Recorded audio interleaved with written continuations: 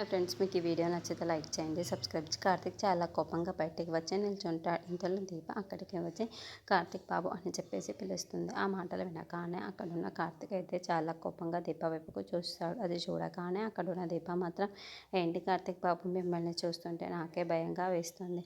మీరు ఆ చూపులతో నన్ను చాలా భయపెడుతున్నారు అని చెప్పేసి అంటూ ఉంటుంది. ఆ మాటలు వినగానే అక్కడున్న కార్తీక్ మాత్రం, నువ్వు చేసింది ఏంటి దీప అని చెప్పేసి చాలా కోపంగా తిడుతూ ఉంటాడు. ఆ మాటలు వినగానే అక్కడున్న దీప మాత్రం, మీ చూపులో నన్ను ఏదో తప్పు చేస్తున్నట్లు, అలాగే మీ మాటలు నాకు ఏదో దెబ్బ కొట్టినట్లు అనిపిస్తుంది బాబు అని చెప్పేసి అంటుంది. ఆ మాటలు వినగానే అక్కడున్న కార్తీక్ మాత్రం, మరి ఆయన చేసింది ఏంటి?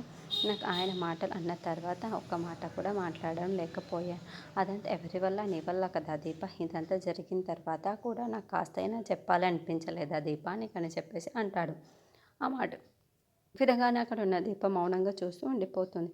ఇంతలో అక్కడున్న కార్తీక్ మాత్రం, అవును దీప, ఆయన అన్ని మాటలు అన్నా సరే నేను ఎందుకు ఊరుకున్నానో తెలుసా? అదంతా నీ వల్లనే అలా నోరు మూసుకొని ఉన్నానే తప్ప ఇంకెవరి వల్ల కాదు దీప. అయినా శౌర్యకి వారం అయిపోయింది జరిగింది. కనీసం ఒక్కరోజైనా కూడా నాకు చెప్పాలి అని అనిపించలేదా దీప అని చెప్పేసి అడుగుతూ ఉంటాను. ఆ మాటలు వినగానే అక్కడున్న దీప మాత్రం, నేను మాట ఇచ్చాను బాబు, అందుకే చెప్పలేకపోయాను అని చెప్పేసి చాలా బాధపడుతూ చెబుతూ ఉంటుంది. ఇంతలో అక్కడున్న కార్తీక్ మాత్రం, సరే నువ్వు మాట ఇచ్చావు, కానీ నేను ఇక్కడ ఎంత బాధపడుతున్నానో, ఎలా విలవిలాడుతున్నానో, ఎవరు చేశారా అని ఎంత తాపత్రయపడుతున్నానో, కానీ నువ్వు ఒక్కసారి కూడా నాకు చెప్పావా దీప?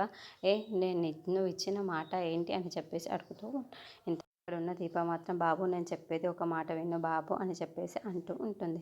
ఇంతలో అక్కడున్న కార్తీక్ మాత్రం, ఇప్పటిదాకా చాలానే దాచావు, ఇంకేం దాచావో ఏంటో అని చెప్పేసి దీపని బాధ పెట్టి మాటలు అంటూ ఉంటాడు. ఆ మాటలకి అక్కడున్న దీప చాలా బాధపడుతూ ఉంటుంది.